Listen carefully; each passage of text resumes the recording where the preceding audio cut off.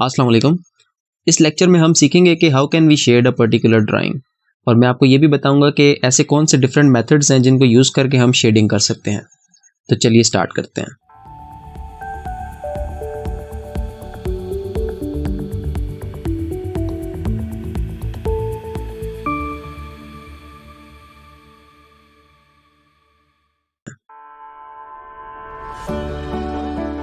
There are several shading techniques और methods, लेकिन हम सिर्फ 4 को डिस्कस करेंगे क्योंकि ये बहुत कॉमन है और वाइडली यूज होते हैं। These methods are hatching, cross hatching, back and forth technique, scumbling technique.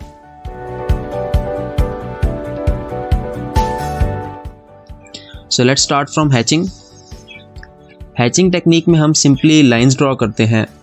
Rule ये है कि लाइंस एक दूसरे से जितनी करीब होंगी उतना डार्क शेड क्रिएट करेंगी, और ये लाइंस जितनी दूर होंगी एक दूसरे से उतना ही लाइट शेड क्रिएट करेंगी।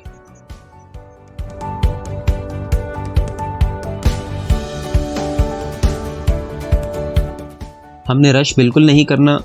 पहले हमेशा आपने लाइट टोन शेडिंग करनी है, इसके बाद आप ज़रूरत के मुताबिक शेड डार्क करते जाएंगे।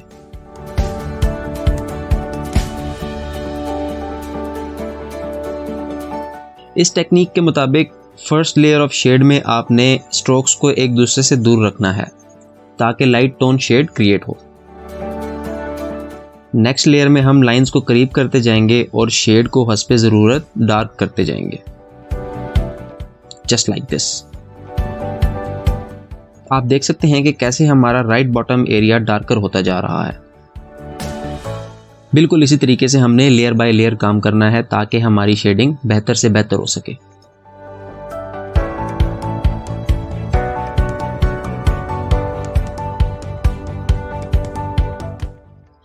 The next technique is cross hatching. इसका फॉर्मूला सेम हैचिंग जैसा ही है, लेकिन इसमें डिफरेंस ये है कि आपको 2 या 2 से ज़्यादा डायरेक्शन में शेड देना है, और जहाँ से आपने शेड को डार्क करना है वहाँ से स्ट्रोक को एक दूसरे के करीब कर लेना है। अगेन आपने लेयर बाय लेयर काम करना है।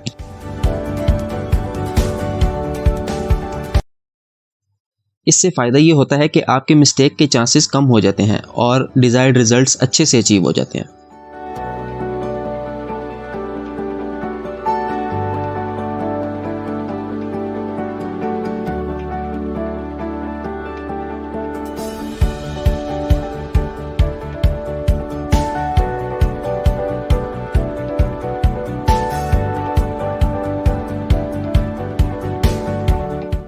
सी, जहां पर डार्कर शेड चाहिए वहां पर स्ट्रोक्स ज्यादा और एक दूसरे से करीब हैं।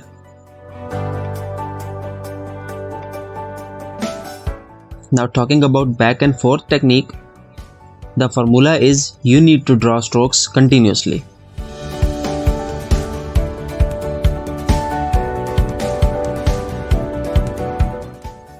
अच्छा, एक चीज़ आपने माइंड में रखनी है कि हर किस्म की शेडिंग टेक्निक के अंदर आपके हैंड का या रिस्ट का प्रेशर काफ़ी मैटर करता है। आपने अपनी ड्राइंग को पेंसिल स्ट्रोक्स के अकॉर्डिंग प्रेशर देना होता है। अगर आपने पेंसिल हैंडलिंग वाली वीडियो अच्छे से देखी है तो आपको पेंसिल हैंडल करने में बिल्कुल भी परेशानी नहीं होगी।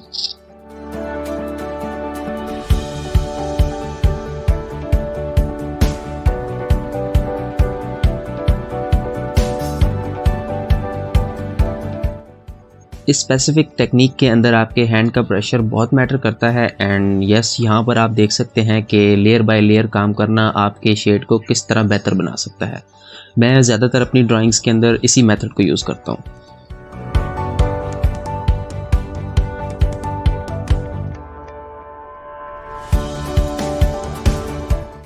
Now let's move on scumbling.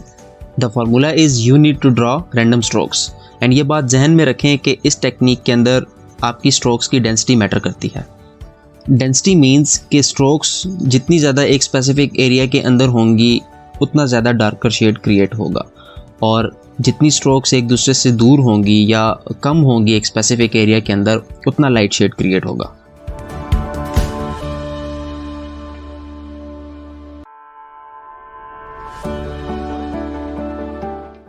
अब अगर आपका ड्राइंग एरिया ज़्यादा है और आपने लाइट टोन की शेडिंग रखनी है तो इस स्पेसिफिक टेक्निक को यूज़ करके आपने अपनी रैंडम लाइंस को वाइडर रखना होगा। जितनी ज़्यादा वाइड होंगी आपकी लाइंस उतना ज़्यादा लाइटर टोन शेड क्रिएट होगा। अगेन लेयर बाय लेयर काम करना है आपने इसमें। अगर आपको डार्कर शेड भी चाहिए तो वो आपने नेक्स्ट लेयर में उसके ऊपर काम करना है, ठीक है। उससे पहले आपको फ़िलहाल किसी भी टेक्निक को यूज़ करने के लिए आपको स्टार्ट में लाइट टोन शेडिंग से स्टार्ट लेना पड़ेगा, क्योंकि आप लाइट टोन को डार्क तो कर सकते हैं लेकिन डार्क टोन को बाद में लाइट नहीं कर सकते।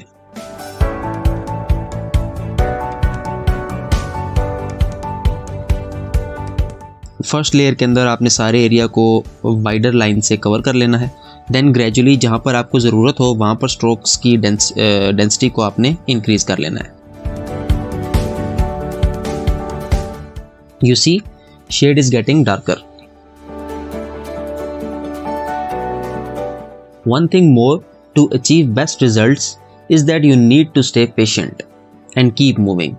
रश कभी भी नहीं करना। अगर आपको लगता है कि आपने ज़्यादा टाइम कंज्यूम कर लिया एक स्पेसिफिक टास्क को परफॉर्म करने में या एक स्पेसिफिक टेक्निक को यूज़ करने में, तो आपको फ़ौरन से अपने काम को रोक देना है, ठीक है, ब्रेक लेनी है और देन आपने कुछ टाइम बाद कंटिन्यू करना है, ठीक है, क्योंकि रश में आप कभी भी बेस्ट पॉसिबल रिजल्ट्स अचीव नहीं कर सकते।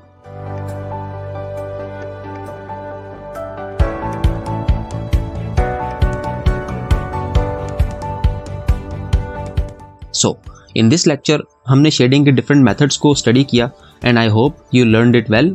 इसके साथ ही we have come to the end of this lecture and I hope to see you guys in the next one. तब तक के लिए अल्लाह हाफिज़।